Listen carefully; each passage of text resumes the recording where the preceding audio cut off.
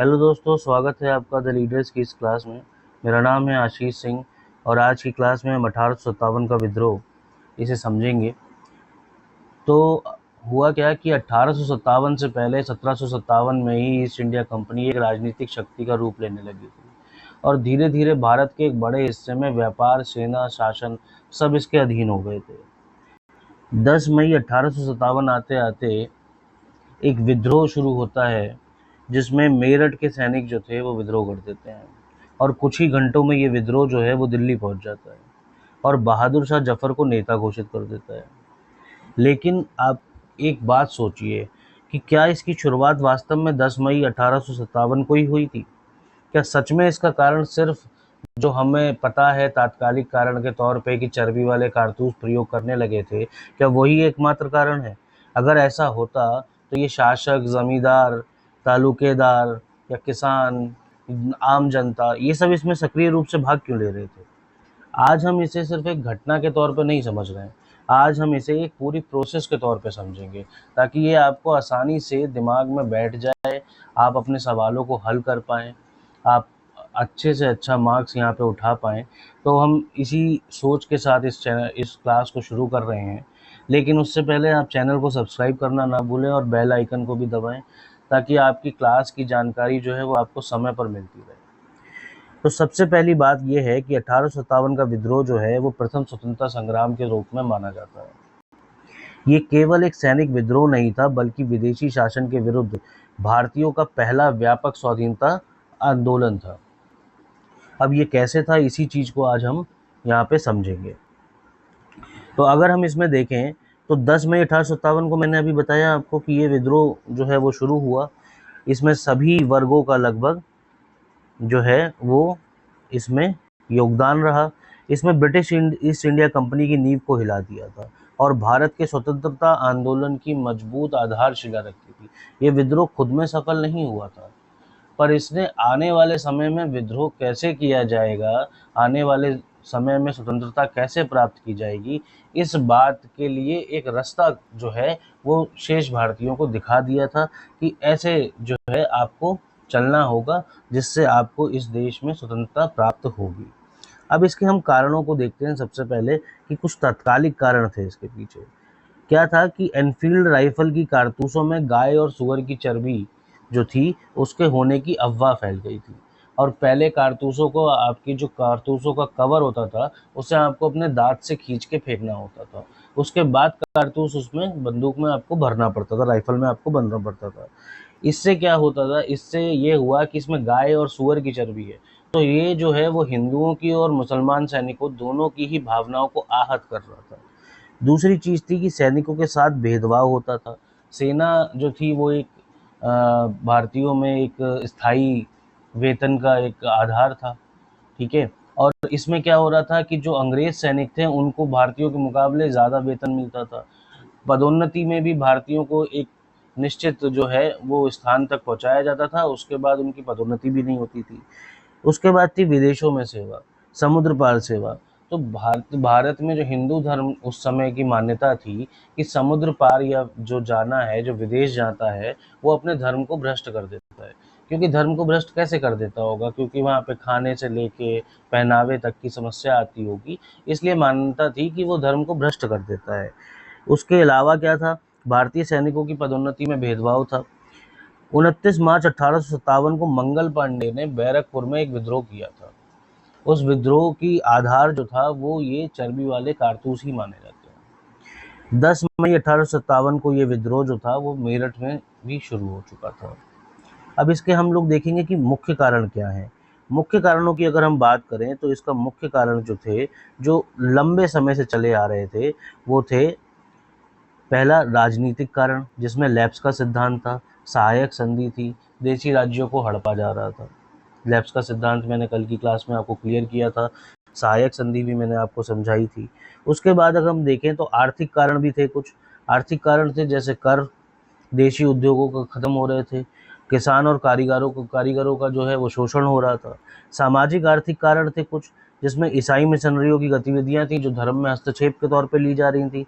भारतीय रीति रिवाजों में हस्तक्षेप का भय था। सती प्रथा का जो है वो उन्मूलन कर दिया गया था, और जो रूढ़िवादी हिंदू हिंदू जो समूह थे वो इसको मान रहे थे कि आप जो है वो हमारे धर्म में हस्तक्षेप कर रहे हैं। तो ये भी एक एग्जाम्पल के तौर पे देख सकते हैं। अगर हम प्रशासन की बात देखें तो ब्रिटिश अधिकारियों का एक अहंकारपूर्ण व्यवहार था और उनकी दमनकारी नीतियां चल रही थी। एक और चीज़ थी कि इससे पहले जितने भी भारत में इन्वेडर्स, मतलब कि जितने भी विदेशी आक्रांता भारत में आए, वो भारतीय संस्कृति के हिसाब से ही खुद को ढाल लिए थे, ठीक है। पर जो अंग्रेज थे वो अपने आप को सुपीरियर मानते थे, वो अपने आप को श्रेष्ठ नस्ल का मानते थे, और उस वजह से उनके अंदर जो थी वो एक नस्ली जो भावना थी, भेदभाव की भावना थी, वो बहुत ज़्यादा हो रखी थी।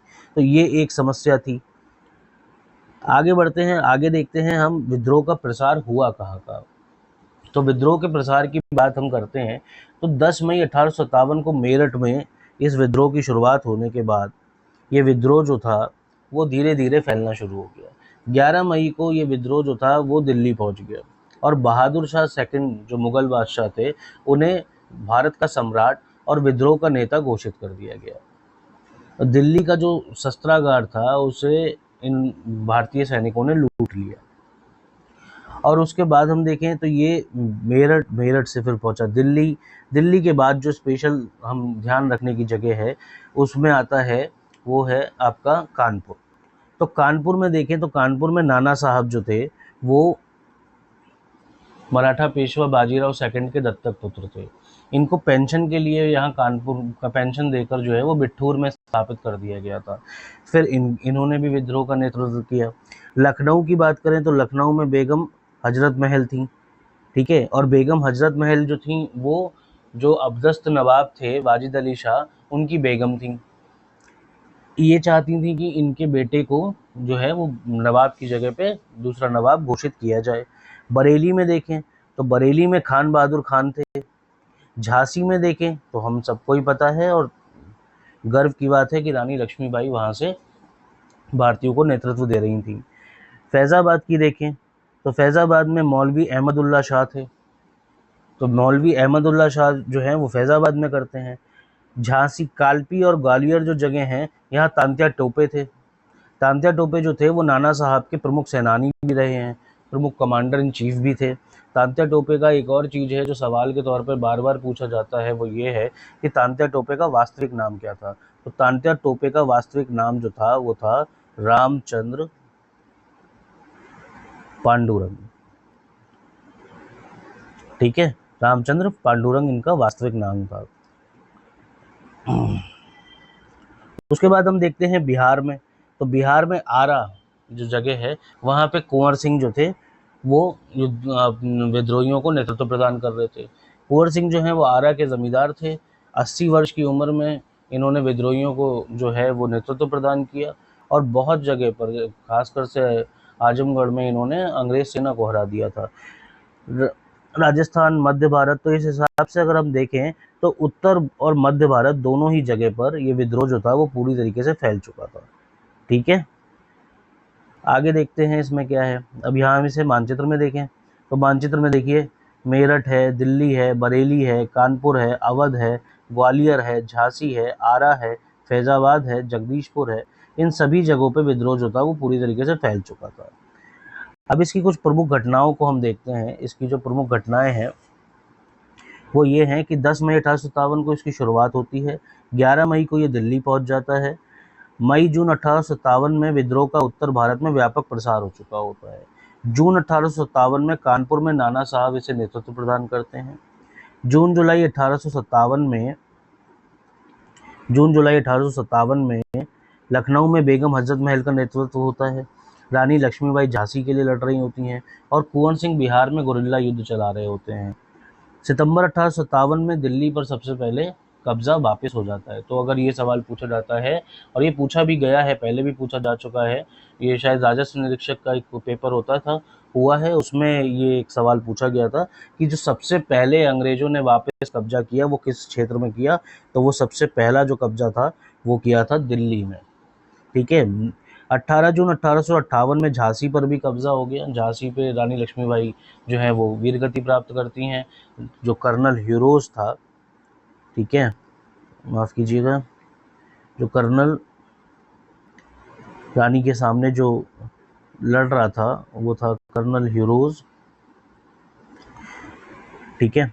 तो कर्नल ह्यूरोज था वहाँ पर। जुलाई 1858 में तांत्या टोपे की गिरफ्तारी हुई। अप्रैल 1859 में कुंवर सिंह का निधन हो गया और 1859 तक विद्रोह का दमन और समाप्ति हो चुकी थी। अब यहाँ पे क्या है कि इस विद्रोह को ना कई अंग्रेज या उनकी मान्यताओं को मानने वाले भारतीय जो इतिहासकार थे वो इसे सिर्फ एक सैनिक विद्रोह के तौर पे देखते हैं। एक बड़ा सवाल बनता है कि ये सैनिक विद्रोह ही था क्या, या फिर ये भारत का प्रथम जो है स्वतंत्रता संग्राम था। तो इस अवधारणा को कि ये भारत का प्रथम स्वतंत्रता संग्राम था, सबसे पहले 1908 में एक बुक लिखी। बुक का नाम था फर्स्ट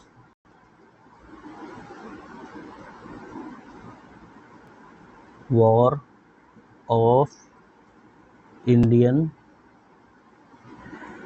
इंडिपेंडेंस, ठीक है। तो ये जो बुक थी ये वीर सावरकर के द्वारा लिखी गई थी 1908 में, और ये मराठी भाषा की एक बुक थी। हिंदी में इसका नाम था भारत का पहला प्रथम स्वतंत्रता संघर्ष। और इस बुक में ही ये बात जो है वो समझाई गई थी कि एक सुनियोजित राष्ट्रीय स्वतंत्रता संग्राम था, ठीक है। उसके बाद हम देखते हैं कुछ इम्पॉर्टेंट बातें हैं जो हमें जाननी चाहिए। जैसे नाना साहब का कमांडर इन चीफ कौन था? तो नाना साहब का कमांडर इन चीफ जो थे वो तांत्या टोपे थे। रानी लक्ष्मीबाई का जन्म स्थान क्या था? रानी लक्ष्मीबाई का जन्म स्थान जो है वो वाराणसी है। एक उर्दू कवि जिसने अपनी आंखों से ये संग्राम देखा, वो कवि का नाम है मोहम्मद मिर्जा गालिब, ठीक है। मिर्जा गालिब ने इसे संग्राम को अपनी आंखों से देखा। जिस समय ये संग्राम हुआ उस समय जो गवर्नर था भारत का वो थे लॉर्ड कैनिंग, ठीक है। उसके अलावा हमें देखना चाहिए कि आपातकालीन एक मुख्यालय अंग्रेजों ने बनाया था, और वो मुख्यालय जो बनाया था वो बनाया गया था इलाहाबाद में,